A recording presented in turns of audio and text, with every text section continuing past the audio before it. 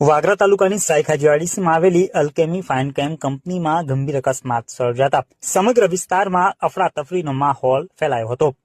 કંપનીમાં અચાનક બોઇલર ફાટતા આજુબાજુના વિસ્તારમાં ભયનું વાતાવરણ સર્જાયું હતું અને અનેક કર્મચારીઓને કેમિકલ લાગવાથી તેમની હાલત ગંભીર બની હતી.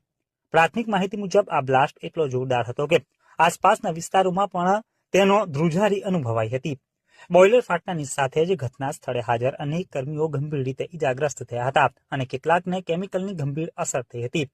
ઇજાગ્રસ્ત કર્મચારીઓને તાત્કાલિક અસરથી સારવાર અર્થે ભરૂચની ખાનગી હોસ્પિટલમાં ખસેડવામાં આવ્યા હોવાની માહિતી સાંપડી રહી છે. આ દુર્ઘટનાની જાણ થતાં જ પોલીસ તંત્ર અને મામલતદાર અધિકારી સહિત સ્થાનિક વહીવટી અધિકારીઓ તાત્કાલિક ઘટના સ્થળે દોડી ગયા હતા અને પરિસ્થિતિનું નિરીક્ષણ હાથ ધર્યું હતું. સમગ્ર વિસ્તારમાં ભય અને ચિંતાનો માહોલ છવાઈ ગયો છે.